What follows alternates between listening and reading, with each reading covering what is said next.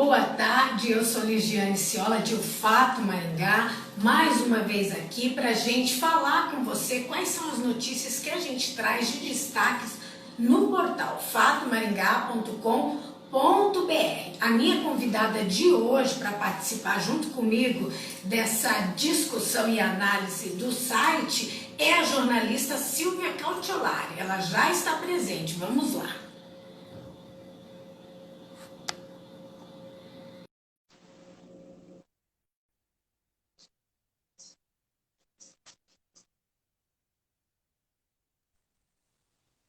Boa tarde, Silvia. Seja bem-vinda.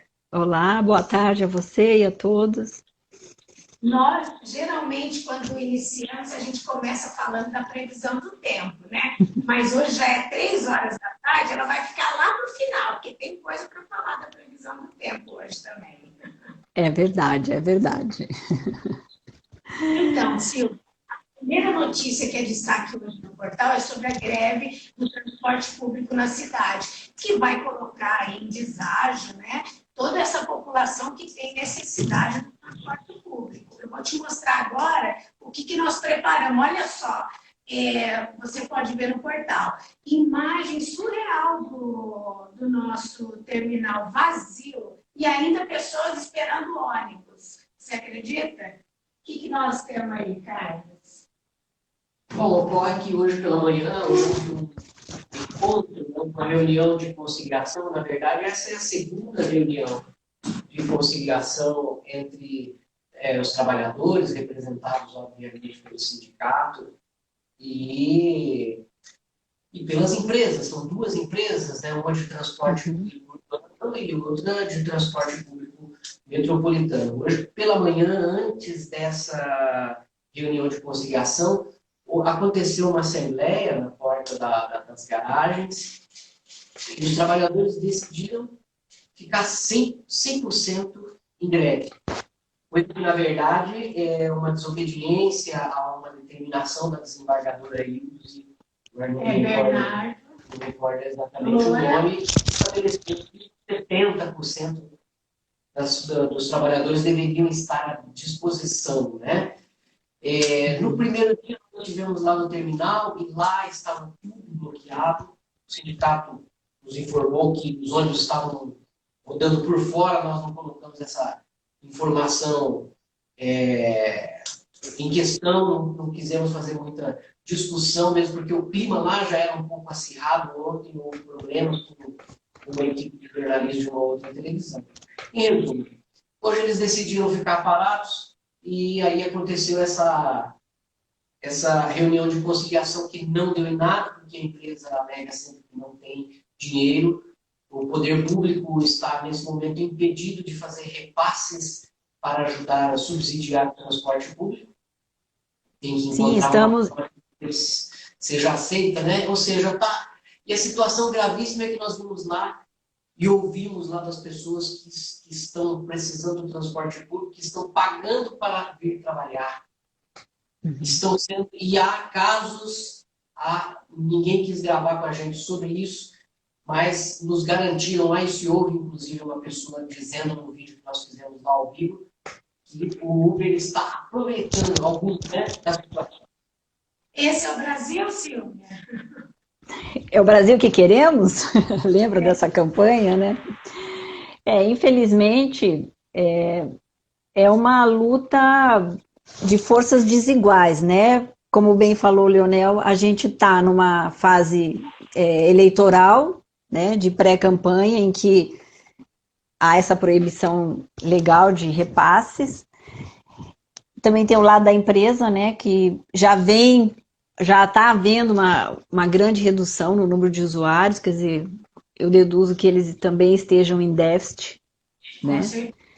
E aí tem as pessoas que precisam trabalhar. É uma equação muito tensa, mas a gente tem que entender que na correlação de forças, cada um usa a arma que tem, né? Se o sindicato consegue a adesão da categoria, e a gente sabe e conhece de greves que não há adesão da categoria, né? E nesse caso, parece que a adesão de 100% da categoria indica que realmente há um descontentamento. Agora, o que não pode é desrespeitar a própria lei de greve, que prevê, né, um mínimo necessário de veículos para você manter, né, a frota funcionando e tentar fazer com que as pessoas tenham menos prejuízo, né? Porque a gente sabe que o difícil é que quem tem mais prejuízo mesmo são os usuários, né? Felizmente. No primeiro dia, o sindicato afirmava que tinha esse percentual que estava sendo respeitado e a empresa dizia, não, nós não temos nenhum ônibus circulando na cidade. Eu posso pegar agora o meu controle de tudo que eu monitoro, você vai ver que não tem na cidade. Então, e assim, ânimos bastante exaltados de ambos os lados, empresa e sindicato, e hoje eles deixaram um pouquinho mais para frente. Uma situação que põe em risco aí muita coisa, e se falando de política, depois dessas convenções, que agora começa a campanha eleitoral, né? Exatamente, quer dizer, é um momento. Eu acho que para o sindicato é o momento ideal para fazer greve, né? Porque você mostra realmente, né, que você tem força, né, naquilo que você está reivindicando, que você tem legitimidade para essa reivindicação. Mas tem que também, né, Silvia? Porque a multa estabelecida pela Sim. é R$30.000 por dia. Exatamente. Né? A exatamente. Que nós temos hoje, que recebemos da assessoria de imprensa do sindicato, é que a greve continua por tempo indeterminado. E como hoje é sexta-feira, é improvável que sábado e domingo teremos, né, algum tipo de acordo, algum tipo de possibilidade, né? Mas, por outro lado, você falava de um outro aspecto aí, né? Que é aquele ligado. Vivemos um momento assim que é um triângulo, né? Todas as questões sociais, tem a pandemia, tem o momento político, e aí tem essa, né, surge essa greve aí. E a Covid, a Covid não, né? O anti-Covid agradece, né? Nesse caso, né? Porém, sabe, é o pobre que sempre paga o pato, né? Mas o capitalismo é isso, né? É a luta entre o capital e o trabalho. Eu acho que a Covid agradece, né? Quer dizer, as pessoas realmente param de circular, quer dizer, sem transporte público, que é um dos maiores fatores, né, de contágio, onde a pessoa está muito mais arriscada, né, a ter contato com o vírus. Quer dizer, quando você tem, a imagem é quase de um lockdown, né? Total, assim, é o que a gente queria que tivesse acontecido lá atrás, né? Naquele começo, em março, que a cidade parasse mesmo por um período para que pudesse haver, né, um enfrentamento e uma interrupção do contágio, né? Infelizmente, vem por vias tortas. Agora a gente tem o final de semana, eu acho que eles devem continuar as negociações e vamos ver como é que as coisas acontecem, né? Informação extraoficial que nós tivemos lá no centro, não conseguimos flagrar nenhuma situação, é já a presença de algum tipo de transporte. Transporte clandestino, né? Já começou a aparecer esse tipo de fenômeno, porque nós estamos diante de uma crise social, falta emprego, então, e aí tem essa greve, sabe, já existe o Uber, mas começou a aparecer outro tipo, né? Por exemplo, nós vimos mesmo uma menina falando sobre a possibilidade de pegar os mototáxis, coisa que, na verdade, é ilegal, né? Não existe. Sim, não é regulamentada na cidade, na nossa cidade, né? Em outras cidades é uma alternativa, as vans, né? Sim, mas aqui... É uma outra realidade. Então, é normal, é um outro mundo. Então, falando de campanha, dessa greve no meio de tudo, essa semana passada, né, encerraram as eleições partidárias. Agora o jogo começa a valer até o dia 26. Todos os partidos deverão entregar a sua documentação no Tribunal Regional Eleitoral e aí sim começa a campanha eleitoral. Você conseguiu observar um pouco esse cenário desses 13 candidatos que nós temos a prefeito da cidade de Maringá, Silvia? Sim, eu acompanhei, né, com bastante atenção. Eu voltei para Maringá há menos de um ano, há um ano e pouquinho. Então, e como política é realmente a minha praia, como eu gosto de política, cobri política e participei de campanhas por várias décadas, então aonde eu estou, meu radar está sempre ligado. Eu acho que pelo número de candidatos, né, e pela importância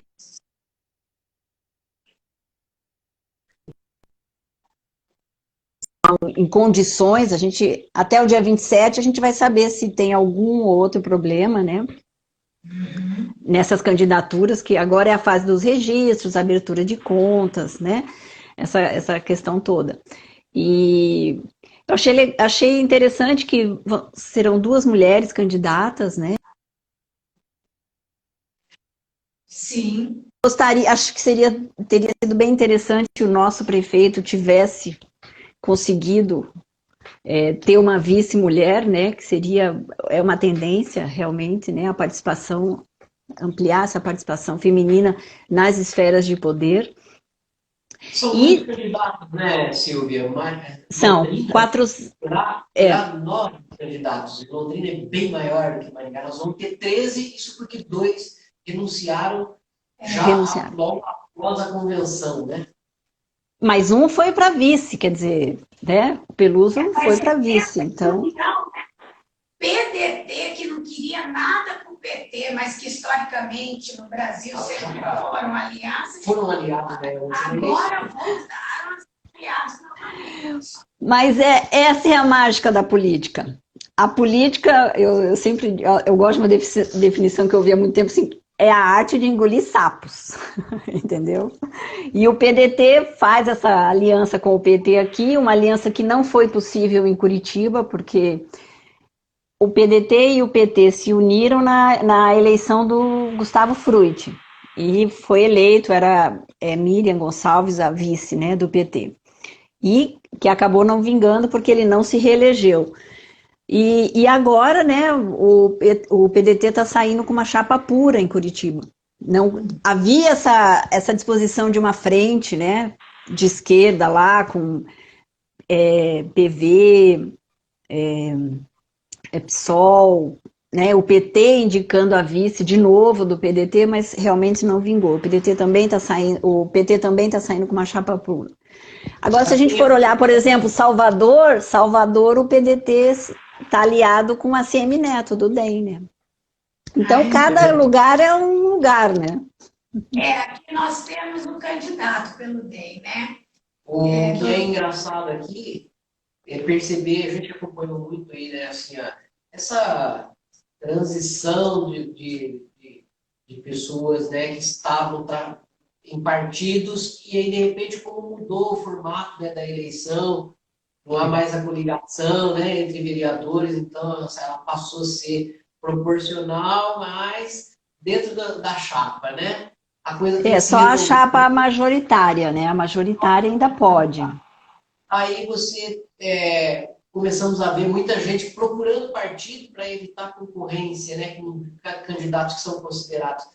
E em toda essa dança aí a gente percebeu alguns historicamente de direita, quase centro-direita, que de repente hoje estão dentro de partidos que agora vão se aliar, por exemplo, com o PT, que é um partido de esquerda, ou seja, que é tudo aquilo que o cidadão, na verdade, evitava e sem querer agora ele está junto numa aliança, né?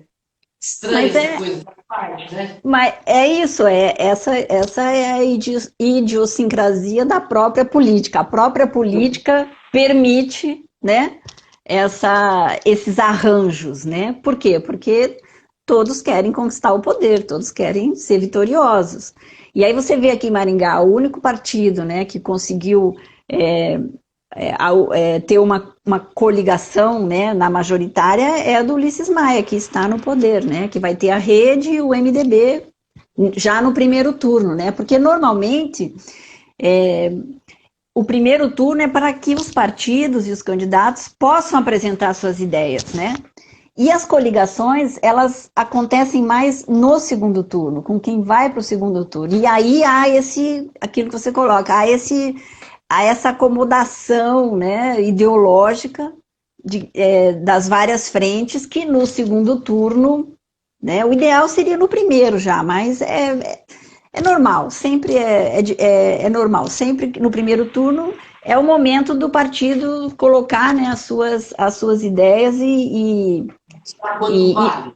Não ser claro, é mostrar quanto vale. mostrar que veio, né?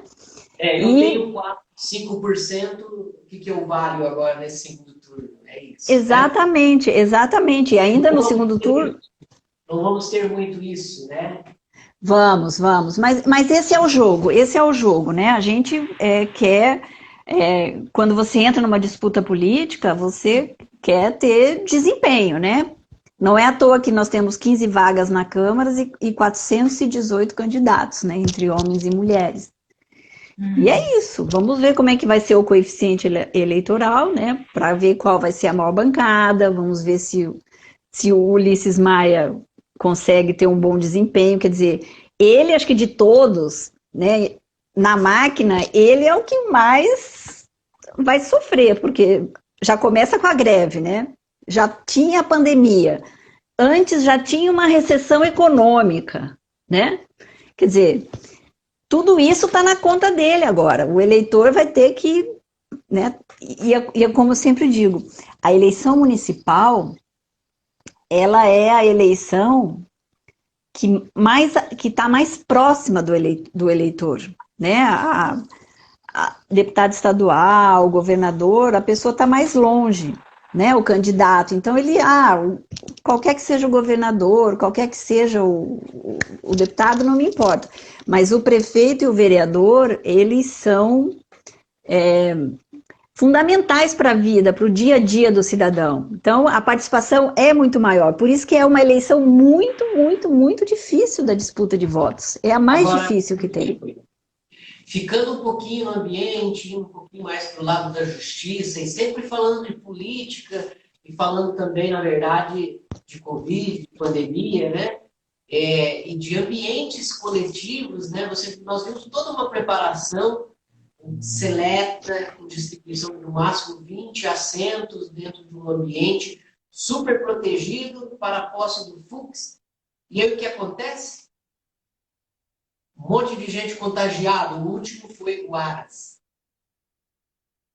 Tchau, né? É um paradoxo que mostra que na realidade não está ninguém protegido.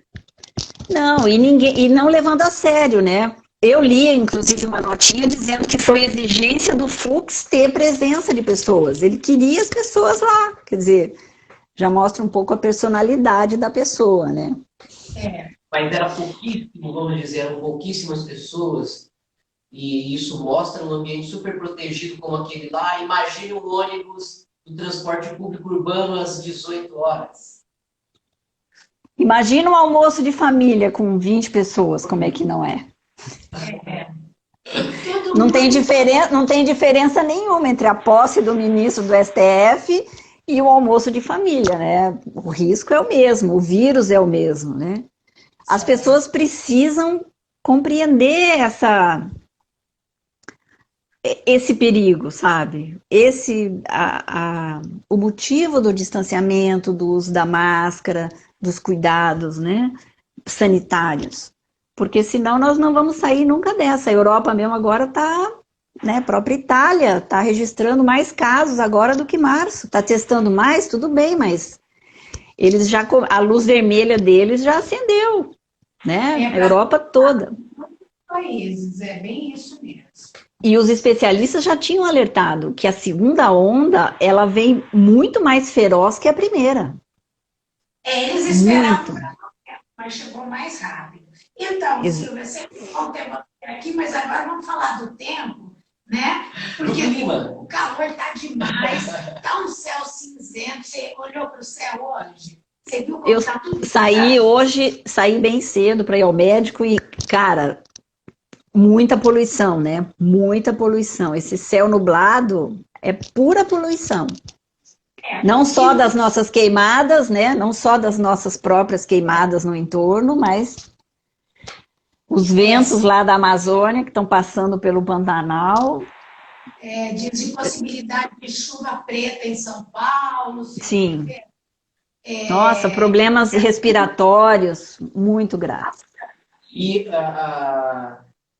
aparentemente essas coisas, todas essas coisas que nós conversamos aqui, não estão interligadas, mas é tudo a mesma coisa, né? São todas questões sociais, a pandemia é um problema, né, que deriva do uso excessivo de agrotóxicos, vamos começar a falar, né? As greves sociais são deriva de modelos de governo que privilegiam ou queimar, vamos ser claros, né? E assim vamos por diante, vai criando todas essas tensões sociais. No meio disso tudo tem essa eleição. Que é um dos elementos, né? Quer dizer, a gente descobriu que se você não tiver um governo, né, um administrador que patrocine políticas públicas, que enfrentem essas questões, acontece o que está acontecendo. Quer dizer, é muito importante que as pessoas deem valor ao voto. A gente brincava, né, na época dos santinhos, que a pessoa saía de manhã para a eleição e catava o santinho na rua, né? Primeiro santinho que ele catava na rua, ele votava. Quer dizer, a pessoa não dá o menor valor ao voto, né? Hoje não tem mais santinho, mas vai ter internet. Quer dizer, a gente está vivendo uma eleição com muitos fatores que influenciam a vida da pessoa diretamente. A saúde, o trabalho, né? A questão da alimentação, a questão da qualidade do ar. Quer dizer, isso tudo pode ser enfrentado com políticas públicas, sabe? Mas você precisa ter um governante que tenha sensibilidade para cuidar das pessoas, porque o Estado foi criado, o Estado existe para cuidar das pessoas, para que as pessoas, né, sobrevivam, se perpetuem e não fiquem se matando. Exatamente isso. Agora, as pessoas precisam entender que o voto, né, tem consequências. E a gente tem que conhecer os candidatos, aproveitar que nós estamos em casa, quem pode, né, acompanhar a campanha pela internet, daqui a pouco vai começar a propaganda eleitoral na TV. E é isso, nós vamos ter carreatas, eu acho que a campanha vai ser carreatas, reuniões muito pequenas, né, não vai dar para fazer aquelas reuniões grandes, e é gogó. Sola de sapato e gogó para tentar conquistar o voto, né? Exatamente isso. O eleitor tem que estar bastante atento e conhecer bem certo quem é o seu candidato a vereador e quem é o seu candidato. Muito importante que todos se informem, busquem informação do candidato, do seu histórico de trabalho, de tudo. É verdade, não. Sem isso, a democracia não se sustenta. E eu fico bem feliz porque houve um momento, né, no início lá do ano em que se falou de não se ter eleição, de não se ter a eleição do final do ano, né? Havia esse temor. Então, eu acho que apesar de todas as dificuldades, as pessoas precisam entender que no dia 15 de novembro, né, com todos os cuidados ainda, com máscara, com distanciamento, as pessoas podem sair para votar, que esse voto é muito importante. Não pode ficar nessa, é só o meu voto é só o meu, não vai fazer falta. Não, faz muita falta, porque é nesse conjunto, né, em que a sociedade se expressa, né, elegendo pela maioria um candidato, é que você vai ter 4 anos, né, para poder saber se seu voto foi bem escolhido, foi consciente, enfim. E não dá para só votar, apertar lá na urna e depois não acompanhar. A gente tem que acompanhar. Felizmente, a nossa cultura política, e como toda cultura, ela demora mesmo a se consolidar, a nossa cultura política tem avançado, né? Acho que até mesmo, dá para dizer, em função da internet, quer dizer, as pessoas começaram a participar mais, começaram a seguir os eleitos, começaram a se manifestar nas redes sociais, né? E isso é muito importante. Tanto é que eu até quero lembrar aqui o caso da vereadora, né, do PDT, Ana Lúcia, aqui na nossa convenção, que eu acho que no período de convenções aqui em Maringá foi o fato mais emblemático, né? Quer dizer, uma candidata tendo vaga na chapa, simplesmente não teve a sua candidatura registrada, e aí houve toda uma mobilização pela internet, presencialmente um pouco também, no domingo, em frente à Câmara de Vereadores, e o partido voltou atrás, quer dizer, você mostra que se a gente se organizar direitinho, nós vamos votar melhor. Tenho absoluta certeza que a gente vai conseguir melhorar essa política, sabe? E a gente precisa quebrar um pouco essa ideia, essa campanha de criminalização, que todo político é corrupto, que a política não presta, sabe? Tudo é política. Todas as nossas ações, até dentro de casa, com os nossos parceiros, com os nossos amigos, a gente tem atitudes, a gente faz escolhas políticas, entendeu? Então, não dá. Se tá ruim com política, gente, sem política, sem eleição, sem democracia, é muito pior. Passar uma outra escolha política, que é aquela de mudar comportamento, vamos dizer assim, pelo menos em termos de comunicação, em relação aos números da pandemia. A gente vê que quanto mais a gente se aproxima das eleições municipais, primeiro das convenções, e agora daqui para diante, né, quanto menos se falar, parece que aparentemente é melhor, mas, por exemplo, pegamos o caso de Maringá, que estava muito longe, vamos dizer assim, de Cascavel, mas hoje estamos a 3 mortes, de Cascavel temos 127 óbitos, e assim, a notícia boa do momento é que nós tivemos, nos últimos 5 dias, vamos ver o que vai acontecer hoje, tivemos 3 tréguas, né, 3 dias sem morte. 3 dias. Uhum. O número de contágios, a média de contágios diários em setembro ainda é alta, 74 casos por dia. E estamos esperando, para a partir do dia 20, a repercussão do que poderia ter sido toda aquela farra que nós vimos em Porto Rico, em todo o Brasil. Em todo o Brasil, né? Mas que aqui na nossa região se repercutiu muito, inclusive aqui o fato mostrou essa coisa, né, que aconteceu lá em Porto Rico, que havia 18 mil pessoas lá e dizem que mais de 10 eram maringaenses, né? Vamos ver nos números, nos contágios. Mas também tem uma escolha da política, e não só de quem está no governo, de não falar muito dessa coisa, porque a coisa é mais ou menos assim. A estrutura está garantindo atendimento a todos. Uhum. Ninguém pode nem negar. A estrutura é boa e o número, a percentual nas UTIs se mantém baixa, mesmo porque morreu muita gente. 127 pessoas. São 20 mortos no mês de setembro, certo? E, portanto, sem essas mortes, que a gente sabe as pessoas morrem, é verdade, né? E é mais triste quando morrem sem atendimento, não é o nosso caso. Não. Porém, então, vamos e convenhamos, né? Tudo isso também é política, né? Tudo é política. Mas é falsa essa ideia, sabe, de que como o nosso sistema não entrou em colapso, a gente pode seguir a nossa vida, entendeu?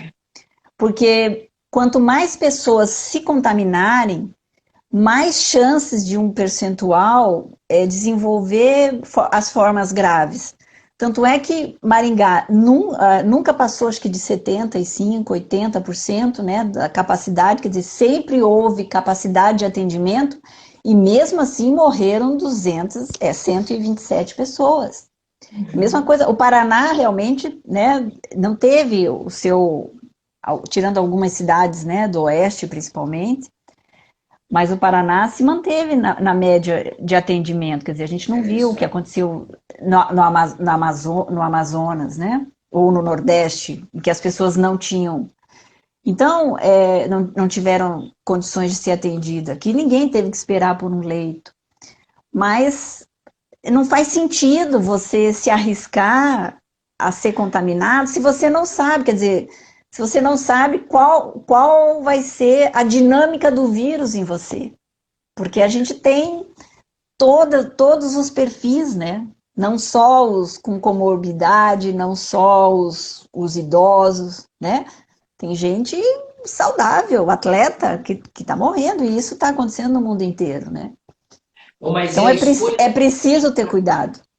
A escolha da política de dizer mais ou menos assim, bom, a estrutura está aí, ela está suportando atender, é natural perto desse processo que está chegando próximo, né, das eleições, né? Você encara isso com naturalidade? Não deveria ser assim, né? Não, porque não é porque você tá de saco cheio que a pandemia acabou, né, cara? Tá todo mundo com problema. Aí a pessoa fica assim, se eu ficar em casa eu vou ficar louca. Então eu vou sair. Aí você sai, pega o vírus e fica doente. Quer dizer, né? É uma situação assim que você tem que ter uma racionalidade nesse sentido, entendeu? Que é a questão das aulas, né? Do retorno às aulas. Eu tava. Está retornando às aulas. Pois é, mas acho uma temeridade, né? Porque o principal argumento é que há leitos, né? O sistema tá com folga e as crianças não podem perder o ano. Meu Deus, que ideia é essa de perder o ano? Eu acho que esse ano, para os estudantes, para os adolescentes, é um ano de muitos ganhos, de convívio de família, de respeito, sabe, a coletividade, essa coisa de você poder entender que você faz parte de um todo.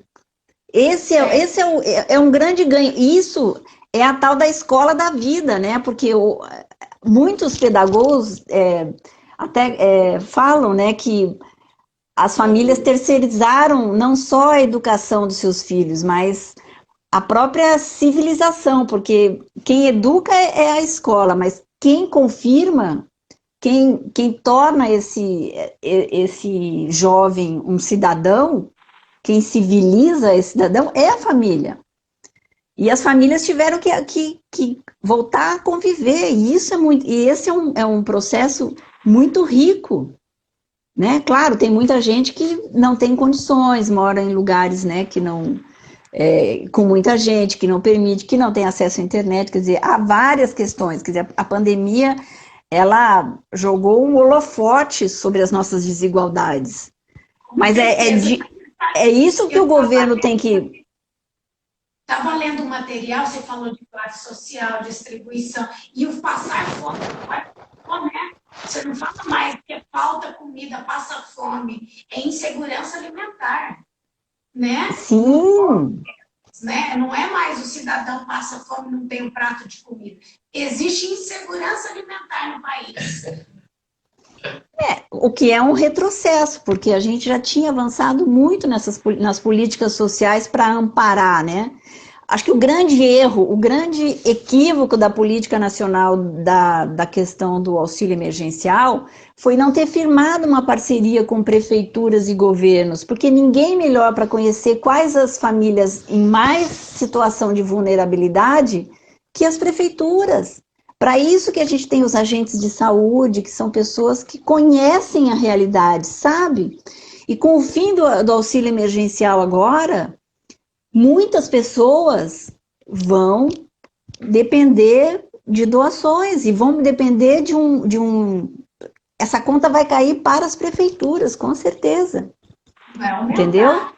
E a gente vê aí esse choque todo que vem acontecendo na cidade, né? Com fechamento de empresas, isso aumenta o emprego. Então, a gente vê um 2021 nada positivo se a gente olhar tudo que vem acontecendo em torno da gente. Então, esses novos candidatos precisam preparar bastante aí para ter suporte, para trazer uma proposta e um bom projeto para a cidade. Né? Sim, mas tem que ser uma proposta factível, porque a arrecadação dos municípios e da União caiu muito.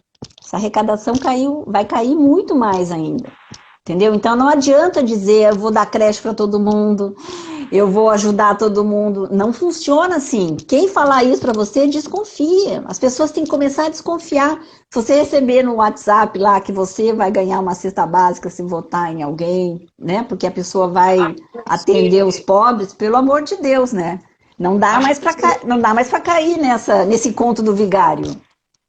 Acho que vai ser muito interessante entrevistar os candidatos e fazer com que eles falem das plataformas, dos programas de governos deles, para a gente poder ao mesmo tempo dizer sim, mas esse seu projeto foi pensado e concebido imaginando essa realidade que nós estamos vivendo agora. Será que é justo fazer isso? Porque nós vamos, entendeu? É como o transporte público. Fizemos esse enorme transporte, esse enorme terminal, e agora estamos lá com ele parado, estamos com o trabalhador insatisfeito. É um transporte que leva você de lugar nenhum a nada. Porque ele não é interligado com nada, entendeu? Então, ele não é um transporte para o pobre, né? Quando, na verdade, a gente sabe que nos países desenvolvidos o transporte público é para todos. Todo mundo quer usar porque funciona. Funciona. Porque é seguro, é barato e é rápido, né? Essa é a ideia. A pessoa vai para a Europa e anda de metrô, paga uma miséria e acha que é maravilhoso. E hoje a passagem, né, de ônibus pesa horrores no orçamento do trabalhador. Sim. Mas agora me escapou, eu ia falar uma coisa e acabou. Me deu. Governo, né, que precisam se adaptar. Eu ia falar, lembrei. Você estava falando, vamos entrevistar os candidatos para ver a plataforma de governo. Eu acho que é mais, Leonel. A gente tem que entrevistar essas pessoas para descobrir qual é a visão de mundo que eles têm. Sabe? Como é que eles veem o mundo? Sabe? Não é perguntar quanto custa um litro de leite, como já foi, né, em vários debates. Não. A gente tem que entender que a pessoa, quando vota, ela vota na esperança, né? Ela vota na cidade que ela tem dentro dela. Todos nós temos uma cidade ideal dentro da gente. Todos nós pensamos que a cidade podia ser assim. É a mesma coisa do médico louco, né? Todo mundo tem um pouquinho de prefeito. Todo mundo... mas o prefeito podia ter feito isso. Mas o prefeito podia ter feito aquilo. Então, é a hora... Eu só para fazer um parênteses aí, a gente tem que lembrar, né, que cidade, né, que vem lá da polis, e que tem uma origem. Na verdade, não significa, a etimologia diz que não significa uma aglomeração de prédios, mas de pessoas. Sim, a cidade é feita para as pessoas e pelas pessoas. Assim como a política, não são os partidos que fazem as pessoas, são as pessoas que fazem os partidos. Se os partidos estão ruins, a responsabilidade direta é das pessoas. Então, eu acho que a gente tem que começar a emparedar esses candidatos para que eles não mostrem só plataformas. Eu vou fazer para a educação, eu vou cuidar da creche, eu vou cuidar da segurança, eu vou, né, saúde. Não. Tem que entender, a gente tem que entender qual é a dinâmica mental, qual é a visão de mundo, porque o eleitor quer votar ele quer mover o voto, ele deveria mover o voto não para o ódio, né? Não para prejudicar alguém, mas para que ele tenha para que ele vote num projeto de esperança. Essa é a diferença do voto consciente, né? Quando você vota em alguém que pensa, o meu critério de voto sempre foi esse. Eu preciso estar em sintonia com essa pessoa.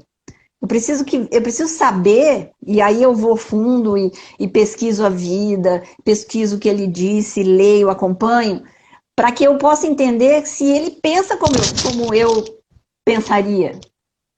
E se ele faria, e se ele me dá abertura de eu poder dizer, olha, todas as pessoas que eu votei são pessoas assim que... cidade, né? Se ele é parte da cidade, né? Exatamente, porque você vive numa cidade e quer ter um bom vizinho. Esse eleitor, esse vereador, ele tem que ser como se fosse seu vizinho, ele não pode te incomodar, não pode te sacanear. Você tem que estar de olho, né? Você tem que estar de olho. E eu sempre brinco, falo, o prefeito ele pode ser ótimo, ele traz uma indústria, ele melhora, né, o centro da cidade, fica bonito, não sei o quê, mas se na sua rua não tem, se o lixeiro não passa com regularidade, se não varre, se não podam árvores, esse prefeito não é bom para você, entendeu? E outra coisa, a gente também tem que perceber que o prefeito deve governar para todos, né? Para todos, então... não é porque eu sou uma pessoa que, né, moro numa região bem cuidada, né, que eu tenho um plano de saúde, que meus filhos estudam em escola particular, que eu não vou pensar, né, na hora de votar, que o prefeito não vai ligar para isso. Eu quero votar numa pessoa que pense em quem não tem as coisas que eu tenho. É disso que a gente está falando. O espírito coletivo, a construção coletiva da cidade que a gente quer, tem que passar por isso. O Estado foi feito para organizar a vida na sociedade, né? Nesse coletivo, mas acudindo e atendendo e olhando para os mais vulneráveis. Não tem outro jeito. E vai ter sempre, a desigualdade ela sempre vai existir. O que não pode haver é injustiça social. Você não pode ter um prefeito ou um governante, um gestor público que ignore o todo. Não dá. E também a gente tem que ter maturidade política para entender que é impossível acudir todo mundo. Não há política e recursos que dê conta de tudo. E aí você tem que criar as estratégias. Se você não tem dinheiro, você tem que criar as estratégias, ou as parcerias público-privadas, as PPPs, né? Ou o voluntariado, quer dizer, você traz a população, e a população, quando é chamada, ela sempre colabora. E quando ela se sente parte do processo decisório, as condições políticas desse administrador são completamente diferentes. A gente bastante longo, né, que a gente teria que falar, por exemplo, de conceitos, né, de sociedade. A gente tem que encerrar, já estamos longo na história, mas para dizer assim, por exemplo, como você vê uma estrutura que vai tornar uma cidade mais segura, uma cidade, somos nós, as pessoas, a convivência entre as pessoas mais segura. Se você perguntar para alguém, para um brasileiro, 90% deles vão dizer para você que precisa ter mais polícia e mais presídios. Se você perguntar para um europeu, ele vai dizer para você que precisamos de mais ajuda às famílias, mais social, menos... Precisamos de mais escolas, né? Precisamos de escolas. Mais tudo, né? Mais solidariedade social. Exatamente. Enquanto a gente estiver construindo mais presídios que escola, alguma coisa está errada. Não dá. Enquanto você não proteger a infância, né? Enquanto você não investir, porque saúde, educação, segurança, é investimento, gente, não é gasto. Você investe nas pessoas. E se uma cidade não investir nas pessoas, não é uma boa cidade do mundo para se viver, né? Oi? Como ela quer ter a melhor cidade do Brasil para se viver? Ela tem que ter um projeto bom. Silvia, é sempre muito bom ter você aqui com a gente. Mas uma coisa, deixa eu só falar. Você falou, qual é a melhor cidade para se viver? Eu sempre lembro da música do Gilberto Gil. O melhor lugar do mundo é aqui e agora. É onde você está. Não importa onde. Aonde você está é o melhor lugar do mundo. Você pode agir localmente, você pode separar o seu lixo, você pode ser cordial com seus vizinhos, você pode ter um uso racional da água, né? Estamos numa crise hídrica e não dá para lavar calçada agora e lavar carro, gente, pelo amor de Deus, né? Nós estamos no meio de uma pandemia, não dá para sair sem máscara ou com a máscara com o nariz de fora, porque alguém precisa dizer que o vírus entra pela narina, né? Acho que as pessoas ainda não entenderam isso, né?